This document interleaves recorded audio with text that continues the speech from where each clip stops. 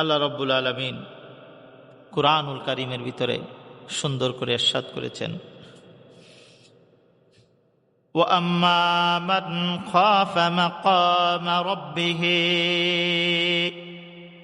ওয়া নাহান নাফসা আনিল হাওয়া ফাইন্নাল জান্নাতা হিয়াল মাওয়া। আল্লাহ পাক বলেন, অপরদিকে আল্লাহ পাককে যারা ভয় করবে, ভয় করে সকল ধরনের খারাপ কাজ থেকে বিরত থাকবে।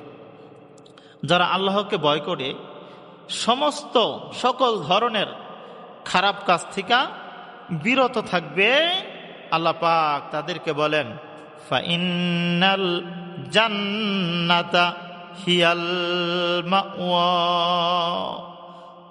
আর তাদের ঘর হবে, বাড়ি হবে জান্নাতে। সুবহানাল্লাহ।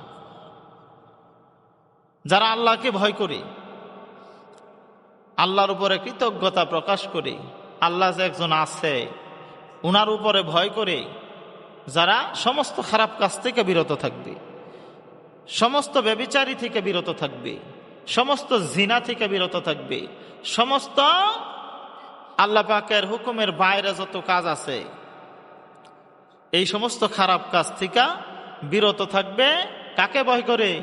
আল্লাহকে ভয় করে, আল্লাহ পাক তাদের জন্য জান্নাতে বাড়ি বানায় দিবে। সুবহানাল্লাহ। এটা কার ঘোষণা? আল্লাহ পাকের ঘোষণা। কার ঘোষণা এটা? আল্লাহ পাকের ঘোষণা। যারা ভালো কাজ করবে, যারা মন্দ কাজ থেকে দূরে থাকবে, যারা মন্দ কাজ থেকে দূরে থাকবে, যে আমি মনে করেন একটা কাজ করতেছি, যে আমি বেচা কিনাই করতেছি, এখন বেচা কিনার মধ্যে 2 নাম্বারি আছে না, কেউ দেখতো না, মাফের মধ্যে আমি একটু কম দিয়ে দিলাম, বাড়িতে যাইয়া তো সবাই না মাফে না, মাফের মধ্যে আমি কি করলাম, একটু কম দিয়ে দিলাম, তার ভিতরে যদি একটা ভয় জাগে যে না রে, এটা তো আল্লাহ দেখতাছে, আমি যে মাপলাম, আমি যে মাফের মধ্যে কম দিতেছি, এটা তো আল্লাহ দেখতাছে। এইভাবে যদি আল্লাহকে ভয় করে, আল্লাহ যে সব জায়গায় বিরাজমান, আল্লাহ যে সব কিছু দেখতাছেন, এটাকে ভয় করে যদি এই মানুষটা খারাপ কাজ থেকে বিরত থাকে, আল্লাহ পাক বলে এই মানুষটার জন্য আমি জান্নাতে বাড়ি বানাইছি। সুবহানাল্লাহ। এই ভালো কাজ, আমরা যত খারাপ কাজ করব তখন আমরা চিন্তা করব যে এই জিনিসটা আল্লাহ দেখতাছে। আমি চুরি করতে যাইতেছি, এই চুরি কেউ না দেখলো, দেখে কে? আল্লাহ দেখতাছে। আমি জিনা করতেছি, কেউ দেখে নাই, দেখছে কে? আল্লাহ। আমি মানুষকে নিন্দা করতেছি, পরনিন্দা করতেছি, কেউ জানে না, জানে কে? আল্লাহ। আমি মনে মনে মানুষকে গালি দিচ্ছি, কেউ জানে না আমি ছাড়া, জানে কে? আল্লাহ। সব আল্লাহ জানে। আপনি কোন জায়গায় যাবেন, কোন জায়গায় যাইয়া কি করবেন না করবেন, সব আল্লাহ পাক জানে। আল্লাহ পাক এটাই আল্লাহ বুঝাইতে চাইছেন যে পৃথিবীর মানুষ, ও দুনিয়ার মানুষেরা, তোমরা যেই জায়গায়, যেইখানে, যেই স্থানে তোমরা খারাপ কাজ করতেছ, জেনা করতেছ, ব্যভিচারী করতেছ, সব আমি রব্বুল আলামিন জানি, সব কিছু দেখি। যদি তোমরা এরকম মনোভাব নিয়ে যদি তোমরা খারাপ কাজ থেকে বিরত থাকো, সমস্ত খারাপ কাজ থেকে বিরত থেকে আল্লাহর পথে যদি তোমরা দাবিত হও, অবশ্যই আমি রব্বুল আলামিন ফাইন্নাল জান্নাতা হিয়াল মাওয়া, তোমাদের জন্যে আমি জান্নাতে বাড়ি বানায়া দিব। সুবহানাল্লাহ। বাদশাহ হারুন আর রশিদের কথা বলছি। বাদশাহ হারুন আর রশিদের নাম শুনছেন না? বাদশাহ হারুন আর রশিদ অনেক বড় বাদশাহ ছিলেন। এই বাদশাহ হারুন আর রশিদ এবং এই বাদশাহ হারুন আর রশিদ অনেক বুজুর্গ ছিলেন, নেককার সালিহিন বান্দা ছিলেন। বাদশাহ হারুন আর রশিদ ওনার জামানায় সমস্ত উলামা একরামদেরকে দাওয়াত করেছে। বাদশা হারুন আর রশিদ সমস্ত আলেম ওলামাদেরকে দাওয়াত করেছে, ভালো মন্দ পাক করছে, সবাইকে আপ্যায়ন করছে। আলেম ওলামারা আসছে বাদশা হারুন আর রশিদের দাওয়াতে আপ্যায়নে। সবাই আসার পরে সবাইকে ভালো মন্দ খাবার দিছে, সুন্দর সুন্দর খাবার পাকাইছে। সমস্ত উলামা একরামদেরকে ভালো মন্দ খাবার দিছে, সবাই খাবার দাবার করছে এবং সবাই শুকুর জ্ঞাপন করছে কার? আল্লাহ। আমরা যখন খাবার খাই শুকুর জ্ঞাপন করি কার? আল্লাহ। আমরা বলি না আলহামদুলিল্লাহ, বলি না? বান্দা যখন কোনো খাবার খাবে, কোনো কিছু পান করবে, সবার আগে শুকুর জ্ঞাপন করবে কার? আল্লাহ। সবাই পড়তে হবে। খাবার যখন আমরা খাবার খাই, খাবার খাওয়া শেষে অবশ্যই আমরা পড়তে হবে আলহামদুলিল্লাহ।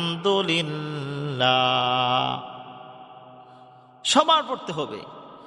যদি আমরা আল্লাহর নিয়ামত রাজি পাওয়ার পরে যদি আমরা আল্লাহর শুকর জ্ঞাপন না করি, এই রিজিক পর্যন্ত আমাদেরকে বদদুয়া দেয়, এই রিজিক পর্যন্ত আমাদেরকে লানত দেয়, বদদুয়া দেয়। এই যে আমরা খাবার খাইলাম, খালি প্লেটের খাবারগুলি খাইয়া হাত মুখ মুইছে ওইটাই বললাম, কিন্তু আল্লাহ শুকরিয়া আদায় করলাম না। এই খাবার এই রিজিকে পর্যন্ত কয় হায় আফসোস। যায় যিনি তোমাকে রিজিক খাওয়াইছে, চিনি পান করাইছে, জিনার মাধ্যমে তুমি রিজিক পাইছ, উনার শুকরিয়া আদায় করলা না, তুমি উনার শুকরিয়া আদায় করলা না। তোমার মতো নফরমান বান্দার কেউ নাই। এর জন্য খাবার খাওয়ার পরে শুকরিয়া আদায় করতে হবে কার? আল্লাহর। সব সময় মনে রাখবেন এটা। সমস্ত উলামা একরামগণ খাবার খাইলেন। খাবার খাওয়া শেষে তারা শুকর জ্ঞাপন করলেন আলহামদুলিল্লাহ। বাদশাহ সবাইকে এক জায়গায় বসতে দিলেন, বিশ্রাম নেওয়ার জন্য দিলেন। সবাই বসে বসে তারা বিশ্রাম নিচ্ছে। বাদশাহ সমস্ত উলামা একরামদের কাছে একটা আবদার রাখছে। সমস্ত উলামা একরামদের কাছে একটা আবদার রাখছে, ও উলামা একরামগণ, ওই যুগের মধ্যে সবচেয়ে বড় বড় বড় বড় আলেম উলামা ছিল। দাওয়াত দিয়েছে একজন বাদশাহ। আমাদের প্রধানমন্ত্রী যদি আলেমদেরকে দাওয়াত দেয়, কেউই থাকবো নি, সবাই যাইতো না? দাওয়াত দিছে কেডা? প্রধানমন্ত্রী। বাদশাহ হারুন আর রশিদের দাওয়াতে অনেক উলামা একরাম আসছে, হাজির হয়েছে, খাওয়া দাবার করছে। সবার কাছে বাদশাহ হারুন আর রশিদ একটা আবদার করলেন যে, ও উলামা একরাম, হাফেজ সাহেব, মাওলানা সাহেব, আপনাদের কাছে আমার একটা আবদার। বলেন তো, আমি বাদশাহ হারুন আর রশিদ জান্নাতি নাকি জাহান্নামী? এখন যদি আমি আপনাদের মাঝে কই যে আমি জান্নাতি নাকি জাহান্নামী, কে কইতে পারবেন? কওয়া সম্ভব? কেউ বলতে পারবো না। সমস্ত উলামা একরামগণ বললেন, হুজুর, এটা তো আমরা কেউ জানতে পারবো না, কেউ বলতে পারবো না আপনি জান্নাতি নাকি জাহান্নামী। যদি আপনি ভালো কাজ করে থাকেন আল্লাহ জান্নাত দিতে পারে, যদি আপনি মন্দ কাজ করেন আল্লাহ পাক জাহান্নাম দিতে পারে, ঠিক না? এছাড়া তো কেউ জানে না। ভালো মন্দের সিদ্ধান্ত কার কাছে? আল্লাহর কাছে। বাদশাহ চিন্তা করলেন আর বলতে লাগলেন, তোমাদেরকে খাবার দাবার খাওয়ায় আমার কোনো লাভ হইল না। সমস্ত উলামা একরামদেরকে দাওয়াত করেছিলেন শুধু একটা জিনিস জানার জন্য, বাদশাহ হারুন আর রশিদকে যদি সবাই জান্নাতি বলে। কিন্তু কেউ বলল না, কেউ কয় নাই যে আপনি জান্নাতি, কেউ সিদ্ধান্ত দিতে পারে নাই। পিছন থেকে একজন 6-7 বৎসরের একটা বালক দাঁড়ায় গেছে, বললেন, বাদশাহ আমি এটার জবাব দিতে পারবো। সুবহানাল্লাহ কইতেন না? একটা বাচ্চা 6-7 বছর বয়স, পিছন থেকে দাঁড়াইছে, হুজুর এইটার ফয়সালা আমি দিতে পারবো। বাচ্চা হারুন আর রশিদ বাচ্চাটাকে ডাকলেন, বাবা তোমাকে আমি চিনি না জানি না, বিজ্ঞ বিজ্ঞ আলেম ওলামা এই দরবারে আসছে, এখানে আসছে, কেউ ফয়সালা দিতে পারলো না, তুমি কেমনে ফয়সালা দিবা? ওই ছোট্ট বালকটা বলতেছে, হুজুর আমি ফয়সালা দিয়া যাব ইনশাআল্লাহ। সাহসটা কেমন, অনেক সাহস। বাচ্চা তাকে নিয়ে আসলেন, গোয়েন্দা দিয়া নিয়ে আসলেন, সম্মানের সঙ্গে বাদশার পাশে না দাঁড় করাইলেন। ছোট্ট বালক হইয়া বলতেছে, বাচ্চা আপনি তো বড় সিংহাসনের মধ্যে বসে আছেন। বাদশা হারুন আর রশিদ বললেন, বাবা তাহলে বলো আমি জান্নাতি নাকি জাহান্নামী? ছোট্ট বালক হইয়া বলতেছে, হুজুর যিনি সিদ্ধান্ত দিবেন উনি বড় নাকি যিনি সিদ্ধান্ত নিবেন উনি বড়? বাচ্চা হারুন আর রশিদ বলতেছে, যিনি সিদ্ধান্ত দিবেন উনি সিদ্ধান্ত নেওয়ার চেয়ে খানিকটা একটু বড়। সুবহানাল্লাহ। যিনি সিদ্ধান্ত দিবেন উনি বড় না, নাকি যিনি সিদ্ধান্ত নিবেন উনি বড়? যিনি শিক্ষা দিবেন উনি বড় নাকি যিনি শিক্ষা নিবেন উনি বড়? যে শিক্ষা দিব, যিনি ফয়সালা করবেন উনি বড়। ছোট্ট বালক হয়ে বলতেছে, তাহলে আপনি চেয়ার থেকে নামেন। আপনি যে চেয়ারের মধ্যে বসে রয়েছেন এটা তো দামি চেয়ার, এখানে তো বড় মাপের মানুষ বসবে, যিনি ফয়সালা দিবেন উনি এই চেয়ারে বসবে, আর যিনি ফয়সালা নিবেন উনি নিচে বসবে। সুবহানাল্লাহ কইতেন না? বাদশাও ছিলেন অনেক পরহেজগার মুত্তাকি। বাদশা কি করলেন, এ ছোট্ট বালকের কথা শুনা চেয়ার থেকে নাইমা গেছে, কুরসি থেকে নাইমা গেছে। বাদশার হুকুমে ছোট্ট বালকটাকে চেয়ারের মধ্যে বসায় দেওয়া হলো। হ্যাঁ, ওই দিন ওই ছোট্ট বালক মনে মনে চিন্তা করলেন, আহা এই দুনিয়ার মধ্যে সবচেয়ে দামি মানুষ হলো যিনি কোরআন এবং হাদিস নিয়ে গবেষণা করে। সুবহানাল্লাহ। যিনি কোরআনের উপরে জ্ঞান, কোরআনের উপরে মর্যাদা, কোরআনের উপরে যিনি জ্ঞান অর্জন করেছেন, আল্লাহ পাক ওনাকে বড় সিংহাসন দান করেছে দুনিয়াতেও আখিরাতেও। সুবহানাল্লাহ। এখন বাদশা হারুন আর রশিদ ছোট্ট বাচ্চাটাকে বললেন, বাবা আমি জান্নাতি নাকি জাহান্নামী? ছোট্ট বাচ্চাটা বলতেছে, হুজুর আপনার জীবনে এমন কোনো দিন আসছেনি, কারণ আপনি তো বাদশা মানুষ, আপনার সামনে কত কিছুই তো হয়। আপনার জীবনে এমন কোনো দিন আসছেনি যে আপনি একা ছিলেন আর একাধিক নারী ছিল, অথবা একটা নারী ছিল, মহিলা ছিল, যে আপনি তাকে স্পর্শ করার মতো ক্ষমতা আপনার আছে, এরকম কোনো দিন আসছিল না। কিন্তু আপনি ওই কাজ থেকে আপনি বিরত রয়েছেন, নাকি ওই কাজ করেছেন, খারাপ কাজ করেছেন? বাচ্চা হারুন আর রশিদ ওই দিন দাঁড়ায় গেলেন, চোখের পানি ফেলে ফেলে ফেলে ফেলে কাঁদছেন আর বলছেন, বাবা আমার জীবনে বাদশাহী করতে যাইয়া বহু এইরকম ঘটনা ঘটেছে। আমি একা ছিলাম, আর নারীও একা ছিল, সে আমাকে চাইছিল কিন্তু আমি চাই নাই। নারী হইয়া সে আমাকে চাইছে কিন্তু আমি চাই নাই। সে আমার সঙ্গে থাকতে চাইছে কিন্তু আমি চাই নাই।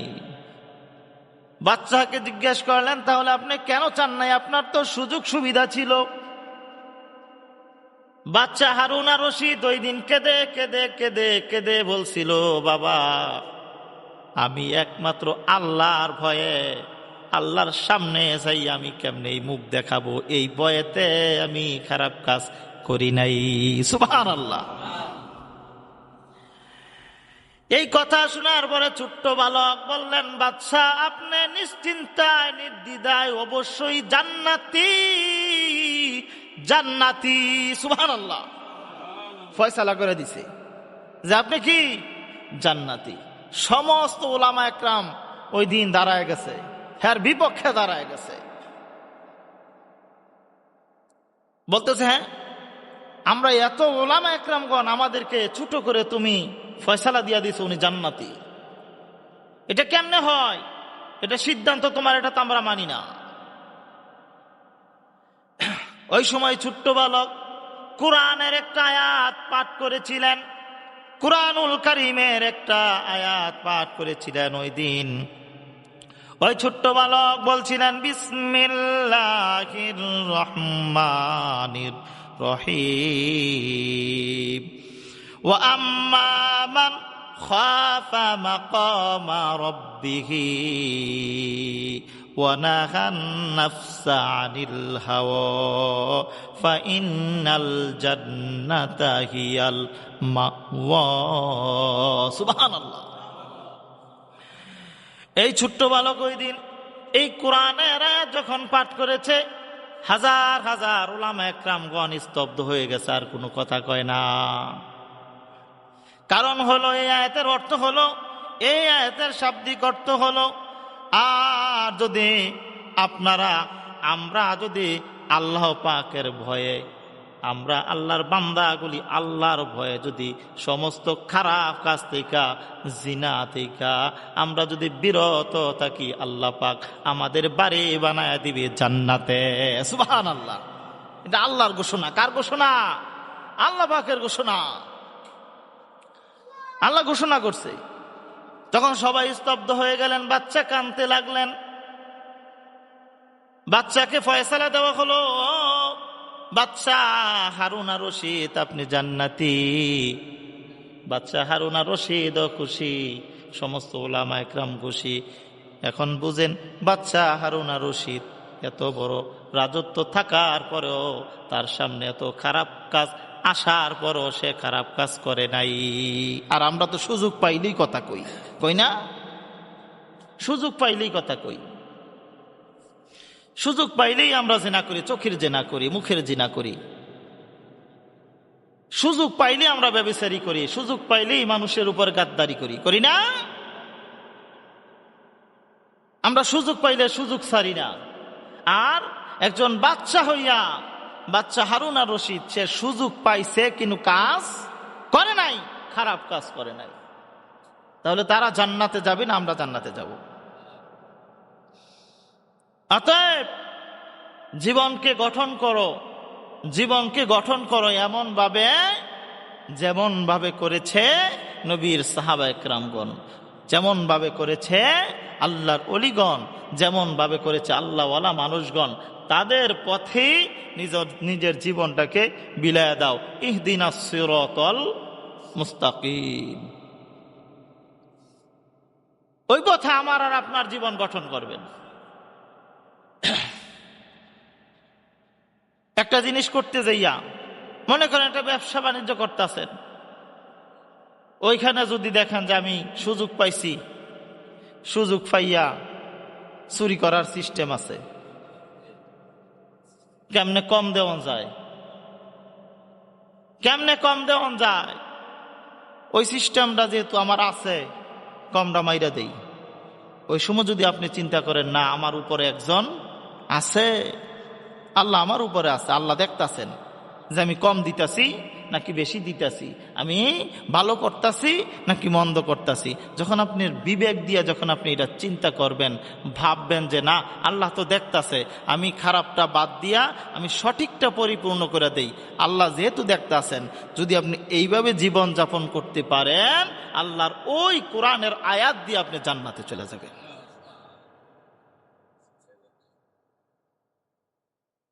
এর জন্য নিজের জীবনটাকে সুন্দর করে গঠন করবেন, যাতে এই পৃথিবীর মানুষেরা আপনার মন্দ না বলতে পারে। 10 জন মানুষে যদি একজন মানুষকে ভালো বলে, 10 জন মানুষ যদি একজন মানুষকে যদি ভালো বলে, আল্লাহ নিজেও তাকে ভালো কয়। সুবহানাল্লাহ। কিন্তু 10 জন মানুষে যদি আপনাকে মন্দ বলে, আল্লাহ কিন্তু মন্দ বলে না, আল্লাহ ভালোর দিকে দাবিত হয়। আল্লাহ ভালোর জিনিসটা আল্লাহ আগে ফলো করে। সুবহানাল্লাহ। আল্লাহ ভালো জিনিসটা, যেটা ভালো ওইটা আগে আল্লাহ ফলো করে, যেটা মন্দ সেটা আল্লাহ হিসাব করে। ওই জিনিসটা আল্লাহ পাক যাচাই করে, মন্দ জিনিসটা আল্লাহ যাচাই করে। আর ভালো জিনিস যদি কেউ প্রশংসা করে, আল্লাহ যাচাই করে না, এমনিতে সওয়াব দিয়া দেয়। সুবহানাল্লাহ। আপনি একটা জিনিস, ভালো জিনিস করছেন, ভালো কাজ করছেন, 10 জনে আপনাকে খুব প্রশংসা করতেছে, এটা আল্লাহ যাচাই বাছাই করবে না, এটা আল্লাহ যাচাই করবে না। আল্লাহ পাক এমনিতে আপনার সওয়াব দিয়ে দিবে। আর একটা জিনিস আপনি মন্দ করছেন, মন্দ, 10 জনে আপনারে খারাপ কইতাছে, আল্লাহ পাক বলবে আমার বান্দা তো আমি কষ্ট করে বানাইছি, আমার তো বান্দা, আমি তো অনেক কষ্ট করে বানাইছি, আমি খুব লালন পালন করছি খুব কষ্ট করে, তার রিজিকের সন্ধান পর্যন্ত আমি আল্লাহ দিছি। একজন চোর, ধরেন একজন চোর, তার রিজিকের সন্ধান কে কইরা দেয়? আল্লাহ করে না? একজন ইহুদি মানুষ, ইহুদি, তার রিজিকের সন্ধানও কে করে? একটা খ্রিস্টান মানুষ, তার রিজিকের সন্ধান কে করে? একজন আল্লাহর ওলি মানুষ, আল্লাহর বন্ধু, তার রিজিকের সন্ধানও কে করে? এই পৃথিবীর মধ্যে যে কত রং বিরঙ্গের কীট পতঙ্গ আছে, 18,000, তার চাইতে আরো বেশি কীট পতঙ্গ আছে, সব কিছুর আহার যোগায় কে? আল্লাহ। আমি মানুষ হইয়া কতটুকু, আমি আমার জীবনে কতটুকু খাবার খাই? আমি যে 60 বছর যদি আমি বাঁচি, 60 বছরে কতদিন, ওইটাও ক্যালকুলেটর দিয়ে হিসাব করা যাইব। 60 বছর আমি কয় বেলা ভাত খাইছি, ওইটাও হিসাব করা যাইব। এবং কতটুক পরিমাণ আমি খাবার খাইছি একটা অনুমান করা যাইব, যাইব না? অল্প কিছু খাবার মাত্র, বেশি না, অল্প। আমার সারা জীবনে যেই খাবারটুকু আমি খাইছি, আল্লাহ পাকের এমনও কিছু আল্লাহ পাকের দেয়া ইনসান আছে, এমনও কিছু মানব দানব পশু আছে, সৃষ্টি আছে, স্থল ভাগে হোক জল ভাগে হোক, এমন আল্লাহর সৃষ্টি আছে, আমার সারা জীবনে আমি যা খাইছি উনার একটা মাখলুকে আর চাইতে বেশি 1 লোকমা দিয়া খায়। সুবহানাল্লাহ। একটা মাখলুকে মাত্র, আমার সারা জীবন আমি যা খাইছি, যত বালা মন্দ খাইছি, আল্লাহর একটা মাখলুকে 1 লোকমাই তার চেয়ে বেশি খায়। ওই যে একটা তিমি মাছ, তিমি মাছের বাচ্চায়, তিমি মাছের যে বাচ্চা তার মায়ের কাছ থেকে যখন দুধ টান দেয়, টনের উপর পর্যন্ত 1 টানে খায়। সুবহানাল্লাহ কইতেন না? 1 টন বুঝেন তো, 1000 কেজি, 1 টান দিয়া 1000 কেজি খায়। আমরা যে মার কাছ থেকে আমরা যা দুধ খাইছি, কয় টন খাইছি? 2-4-5 টন। হ্যাঁ, তাহলে বুঝেন, একটা তিমি মাছ তার মায়ের কাছ থেকে 1 টানে 1 বেলা খাবার খায় টনের উপরে। তাহলে এই তিমি মাছটা যখন বড় হইব, বড় আকার ধারণ করব, তাহলে এই তিমি মাছটা 1 বেলা খাবার কতটুকু হবে? সুবহানাল্লাহ কইতেন না?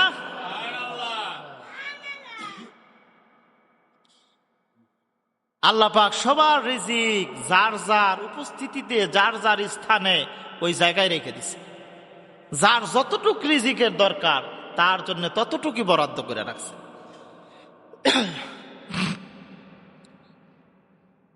এই সমস্ত কীট পতঙ্গগুলি কালকের খাবার কিন্তু আজকে জোগাড় করে না, করেনি।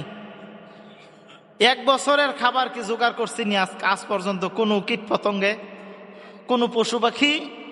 কিন্তু মানুষকে আল্লাহ পাক এই সিদ্ধান্ত দিছে, এই শক্তি দিছে, একটা মানুষ হইয়া সে 100-200 বছরের খাবার জোগাড় করে দেয়, কিন্তু বাঁচে মাত্র 20-50-60 বছর। খাবার জোগাড় করছে কয় বছরের? 200 বছরের খাবার জোগাড় করছে মানুষ। 200-300 বছরের খাবার জোগাড় করে।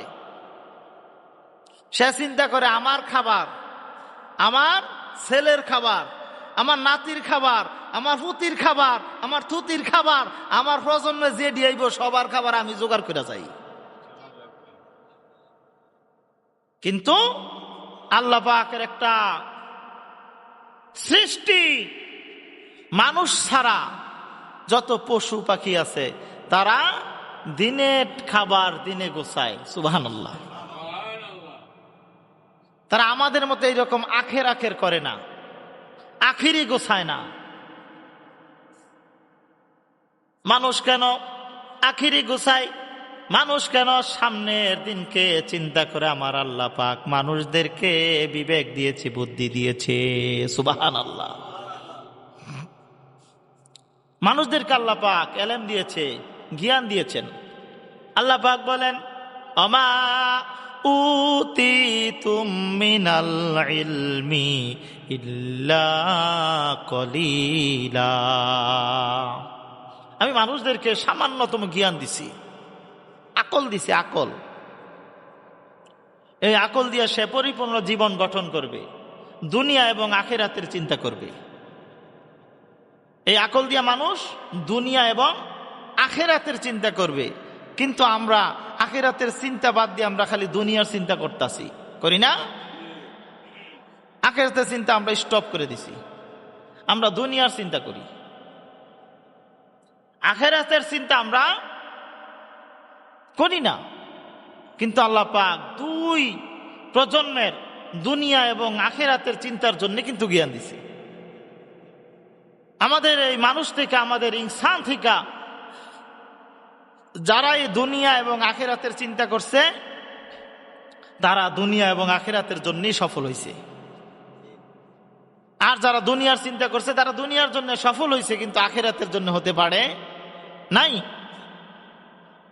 এর জন্য দুনিয়া এবং আখিরাত চিন্তা করবেন। দুনিয়াও চলতে হবে, আখিরাতেও চলতে হবে। আখিরাতের চিন্তা কইরা দুনিয়া চালাইবেন, দুনিয়ার চিন্তা করে আখিরাত চালান যাইতো না। যদি দুনিয়ার চিন্তা করে আখিরাত চালান তাহলে হাসার ভিতরে মিশা লাগাই দিবেন, মিশার ভিতরে হাসা লাগাই দিবেন, গুলমাল গোলাটে করে লাইবেন। আর আখিরাতের চিন্তা করে যদি দুনিয়া চালান তাহলে সত্যকে মিথ্যা বানাইতে পারবেন না, মিথ্যাকে সত্য বানানো সম্ভব না। যদি মিথ্যাকে আপনি সত্য না বানাইতে পারেন, সত্যকে যদি মিথ্যা না বানাইতে পারেন, তাহলে আমাদের মধ্যে ঝগড়াও হইব নাকি হইব? তাহলে আমাদের মধ্যে ঝগড়াও হবে না, দ্বিধা দ্বন্দ্বও হবে না। আজকে দেখেন যে বাবা মইরা গেলে বাইয়ে বাইয়ে দ্বন্দ্ব আছে না নাই? কেন দ্বন্দ্ব? কেন? মিথ্যার জন্যে, শুধু সত্য মিথ্যার জন্য দ্বন্দ্ব, মারামারি, কাটাকাটি, হানাহানি, সমস্ত কিছু সত্য মিথ্যার জন্যে। যদি আমি আর আপনি যদি সত্যটা চাপা না রেখা, মিথ্যাটা চাপা না রেখা সত্য যদি উদ্ঘাটন করে দেই, মিথ্যা যদি না বলি, আমরা যদি সত্যের দিকে যদি আমরা দাবিত হই, আমরা বায়ে বায়ে কখনো মারামারি করতাম না। বায়ে বায়ে মারামারি তো সম্পত্তির জন্যই, আখের গোছানোর জন্যে, নাকি ভুল কইছি? এই যে বায়ে বায়ে সম্পত্তিটা যে কারাকারি করে নিতেছে, এই সম্পত্তির মালিক কি বাইরা? চিরস্থায়ী বায়ে কি ওনারা কি হবে? এই যে আমরা মারামারি কইরা সম্পদটা আমরা কম বেশ কইরা নিয়ে গেলাম, ধরেন কম বেশ করে নিয়ে গেলাম, আমি মরে গেছি, এই কম বেশ কিন্তু আমার ছেলে খাবে।